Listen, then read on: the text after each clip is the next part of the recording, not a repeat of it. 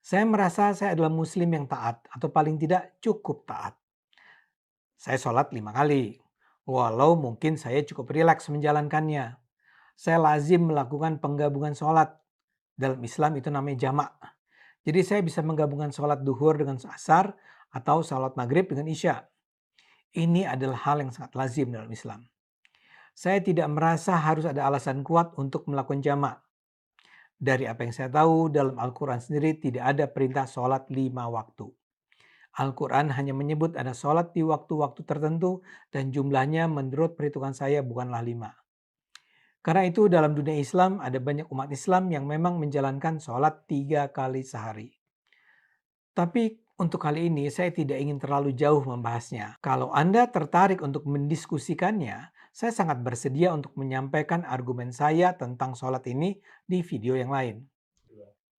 Tapi saya merasa perlu menjelaskan saya sholat untuk menyatakan pada mereka yang memfitnah saya bahwa saya adalah muslim yang menjalankan perintah yang disampaikan Nabi Muhammad. Saya adalah muslim yang sangat percaya dengan ajaran Islam. Memang harus pula saya beri catatan, umat Islam tidak perlu menjalankan semua hukum dan ajaran yang termuat dan tertulis eksplisit dalam Al-Quran secara baku. Maksud saya begini, di dalam Al-Quran kan ada banyak pernyataan yang dianggap sebagai hukum yang harus dijalankan umat Islam. Paling gampang adalah ada ajaran dalam Al-Quran bahwa umat Islam tidak boleh makan babi atau khinzir dan memakan binatang buas. Atau ada perintah agar umat Islam naik haji. Perintah itu diturunkan melalui Nabi Muhammad pada abad ke-7 Masehi alias 14 abad yang lalu. Nah, dalam pandangan saya, itu adalah rangkaian aturan yang belum tentu harus kita jalankan di abad 21 ini. Saya tidak sedang mendorong umat Islam untuk makan babi ya, tapi barangkali kita layak atau bisa diskusikan kembali apakah pelarangan tersebut memang perlu dipatuhi secara kaku saat ini. Saya ingin menjelaskan mengapa saya berpikir begitu. Jadi dalam pandangan saya, Al-Quran memang tidak pernah diniatkan untuk menjadi sebuah kitab suci yang dipercaya berisi hukum dan aturan yang baku sepanjang masa. Islam itu tidak tunggal. Islam yang dipercaya di abad 21 akan berbeda dengan Islam yang dipercaya pada abad ke-7. Islam yang dipercaya di Indonesia akan berbeda dengan Islam yang dipercaya di Arab Saudi. Dan contohnya kan sangat banyak. Misalnya saja, di Saudi masih diberlakukan hukuman mati terhadap orang yang menghilangkan nyawa orang lain. Mereka merujuk ke Al-Quran. Tapi umat Islam di Indonesia yang juga merujuk kepada Al-Quran tidak menerapkan aturan tersebut. Jadi ada beragam cara mempercayai ayat Al-Quran. Itu menunjukkan bahwa kita tidak bisa mempercayai Islam dengan satu cara. Jika sholat sebagai ibadah yang terpenting, sebagai pembuktian iman, jika sholat mengoneksikan hubungan kita dengan Allah Subhanahu wa Ta'ala, maka sudah barang tentu kita harus bertanya, ya Allah, apakah ada kejelasan waktu dalam menunaikannya?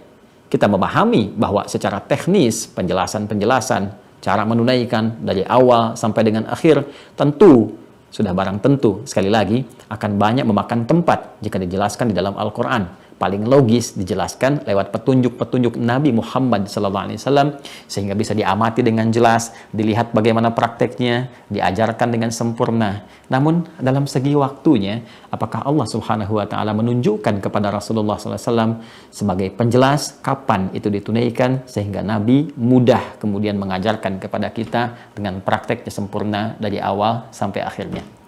Disinilah indahnya kita temukan Al-Quran memberikan satu gambaran penjelasan dengan sangat utuh bahkan terperinci waktu sholat di dalam Al-Quran. Pertama, Allah Subhanahu wa Ta'ala menerangkan kepada kita, bukan hanya memerintahkan sebagai pembuktian iman, tapi menjelaskan kepada kita tentang waktu sholat secara jelas dan ketetapannya.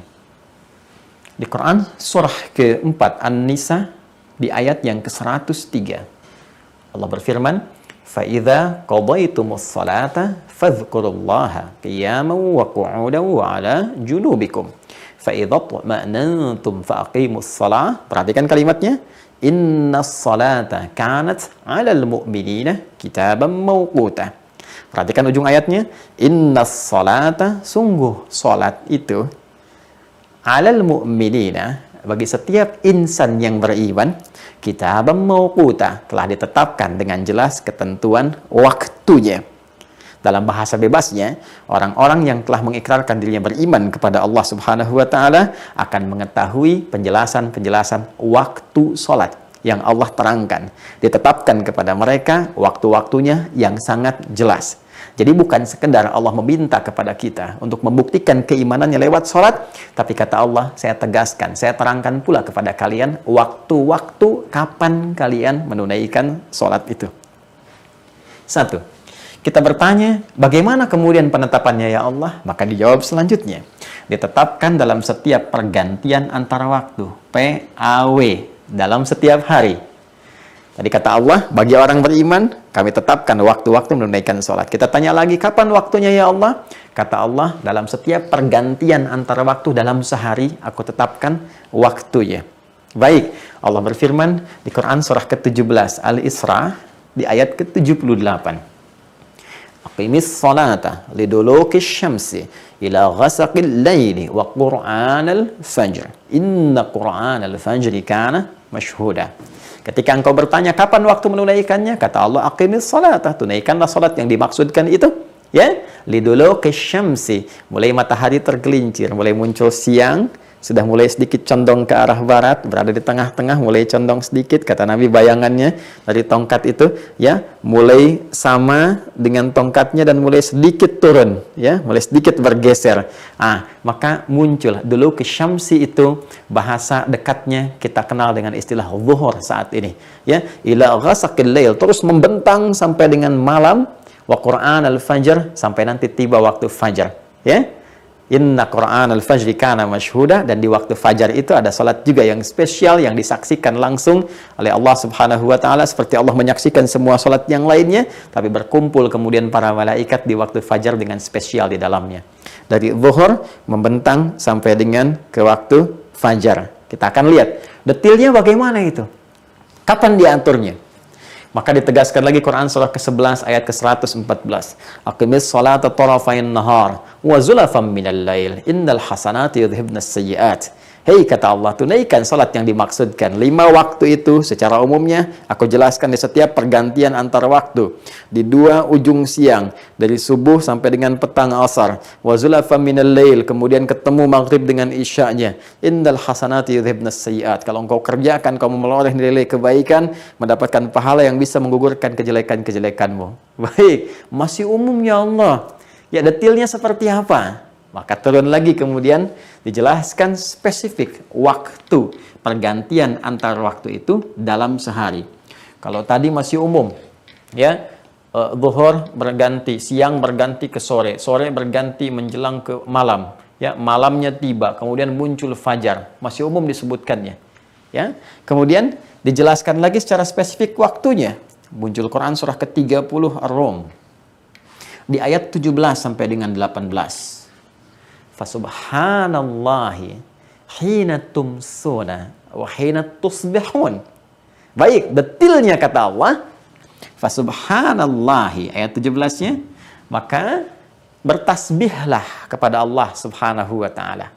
Ya, tasbih ini teman-teman sekalian, bertasbih, menyucikan, memuji Allah Subhanahu wa taala, akarnya dari kata subhah, dan subhah itu nama lain dari kata shalah. Ya, makanya dari lisan Nabi mengatakan subhah itu shalah. Ya, subah itu salat. Karena itulah perintah untuk menerima ibadah salat ketika Allah meminta Nabi, ya, dengan peristiwa Isra dan Mi'raj itu menghadap kepada Allah, diperintahkan untuk menunaikan ibadah salat, maka perintahnya dimulai dengan kalimat subhan. Quran surah ke-17 ayat yang pertama. Subhanalladzi asra bi'abdihi laila minal masjidil haram ilal masjidil aqsa alladzi barakna haula linuriyahu min ayatina innahu huwas sami'ul basir. Jelas. Maka fasubhanalladzi hina tumsuna wa hina tusbihun. Maka kata Allah, bertasbihlah engkau, tunaikan salat kepada Allah Subhanahu wa taala hina tumsuna, ya, di waktu petang menjelang malam. Muncul di sini, ya, petang menjelang malam. Saat matahari mulai akan tenggelam, Ya, matahari mulai tenggelam, tenggelam, tenggelam. Yang di ayat lain disebutkan tenggelam ini disebut dengan maghrib. Terbitnya di masyrik, tenggelam di maghrib. Quran surah kedua Al-Baqarah ayat 115. Walillahil masyriqu wal maghrib. Maka Tumsun menyebutkan waktu maghrib. Masya Allah. Wahina tusbihun, subuh. Masya Allah. Di Quran surah ke-17 ayat 78 disebut dengan fajar. Di sini dinamakan dengan subuh. Maka dia punya dua nama, fajar dan subuh. Nah, di ayat 18-nya, kalau Anda teruskan, kita akan temukan kalimat wa asyiya wa hina tudhiran. Hei, asyiya itu waktu petang.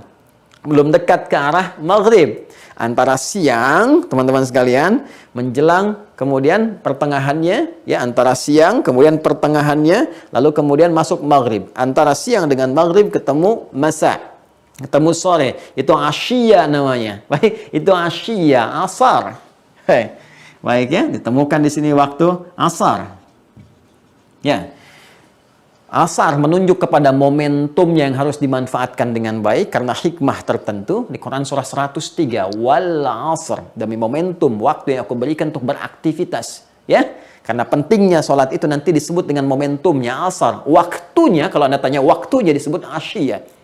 Momentumnya yang penting, yang menjadikan kita harus memanfaatkan supaya menjadikan kegiatan sebagai ibadah, mendekat kepada Allah. Kalau tidak, rugi kita karena hilang sebagian waktu yang Allah berikan kepada kita untuk menjadikannya sebagai ibadah. Karena itu surah 103 menunjukkan pesan penting supaya kita memanfaatkan waktu itu untuk ibadah, untuk menenun amal soleh supaya tidak rugi. Wal asr innal insana lafi khusr illa alladhina amanu wa amilus solihat. Waktunya untuk mengerjakan di waktu itu, waktu rentang sore antara siang dengan ke maghrib itu disebut asyiyah namanya. Wa asyiyah wa hina tudhiran, zuhur. Masya Allah. Zuhur tiba. Maghrib, subuh, asar, zuhur. Satu lagi apa? Quran surah ke-24 ayat ke-58. Ya, kalau Anda terus baca ayatnya sampai ke ujungnya, Anda temukan kalimat min ba'di salatil isya thalathu aurat. Dan setelah engkau menunaikan salat isya itu, minta izin ya kepada ayah ibu, minta izin kepada ahli rumah. Kalau ingin masuk ke kamar, ketok pintu dulu di 3 waktu yang paling utama. Kan? Waktu kemudian sebelum subuh, teman-teman sekalian.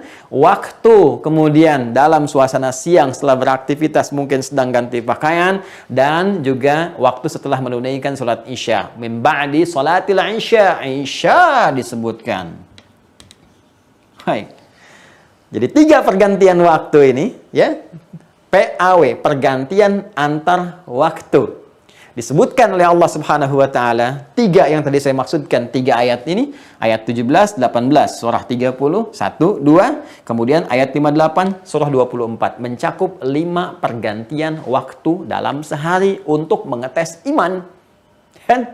Ya, sekaligus menunaikan ibadah sholat itu. Kata Allah, aku jadikan PAW, pergantian antara waktu 5 kali dalam sehari.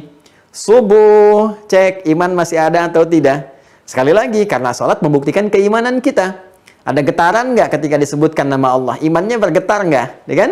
Itu yang dimaksudkan Quran surah ke-8 Al-Anfal di ayat yang kedua.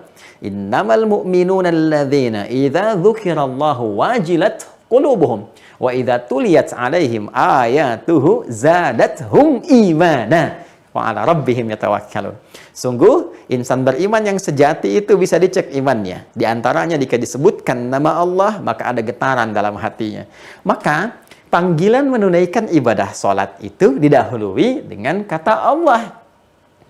Bukankah kita dengar panggilannya dengan kalimat Allahu Akbar, Allahu Akbar, ya kan? Sampai kita temukan kalimat Hayya 'alas shalah, dibukanya dengan apa? Allah, Allahu Akbar. Ya, bukankah kalimat Allah itu adalah kalimat yang menunjukkan kepada Tuhan yang hak, yang kita katakan dalam syahadat, asyhadu an la ilaha illallah. Ketika Anda mengatakan asyhadu an la ilaha illallah, Anda beriman. Ya, iman kepada siapa? Yakin tanpa ragu kepada Allah. Tidak ada Tuhan selain Allah, Tuhan yang hak. Maka diuji kita. Buktikan lewat komitmen dengan ibadah. Bagaimana caranya? Panggil dulu. Ada nggak sinyal iman dalam dirinya? Allahu Akbar, muncul. Bukankah subuh ada pengecekan iman ketika kita mendengar itu? Bukankah itu panggilan sholat untuk membuktikan komitmen keimanan kita? Kemudian ganti waktu ke siang. Masih terang nggak? Ya, kita beriman. Masih nyata nggak keimanan kita? Terang, nyata, bahasa Arabnya disebut dengan zuhur. Ya, wahina tudhirun. Dan ketika waktu zuhur pun dipanggil lagi. Allahu Akbar. Cek imannya masih ada apa enggak. Ya, ketika tiba waktu sore itu, asyiyah, jangan-jangan kita rugi nih. Karena ada orang subuhnya beriman, sorenya imannya nggak ada. Jangan-jangan waktu yang diberikan tidak dimanfaatkan dengan baik. Memanfaatkan waktu dengan baik untuk kepentingan ibadah dan membuktikan iman disebut dengan asr namanya. Wal asr, innal insana lafi khusr, illa alladhina amanu. Apa dampak dari iman? Wa amilus salihat. Apa amal soleh pertama setelah beriman? Alladzina yu'minuna bil ghaib wa yuqimunas shalah. Makanya disebutkan asar untuk membuktikan komitmen kita dan menunjukkan konsekuensi dari pembuktian iman kita untuk menunaikan salat. Salatnya disebut salat asar. Waktunya disebut dengan asyiyah. Wa asyiyah. Quran surah kedua 4 tadi ya, atau Quran kita kembali ke surah 30 ayat 18 tadi. Ya, Quran surah ke-30 ayat 18, wa asyiyya wa hina tudhhirun. Sampai masuk kemudian ke fase menjelang malam di sore terakhir saat matahari akan terbenam. Maghrib, bukankah dipanggil lagi dengan suara adzan? Allahu Akbar. Sampai masuk kemudian ke isya, min ba'di salatil isya, bukankah ketika akan salat isya didahului dengan panggilan adzan? Allahu Akbar. Maka kita dapatkan maghrib, subuh, asar, zuhur, isya. Kalau kita ingin urutkan dari subuhnya, boleh. Subuh, zuhur, asar, maghrib, isya. Konektivitas kita dengan Allah menjadi tersambung.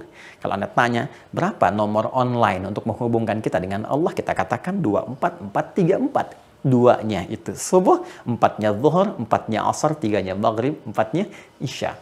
Buktikan dan ditemukan. Buktikan apakah ada waktu salat dalam Al-Quran? Ada dan ditemukan.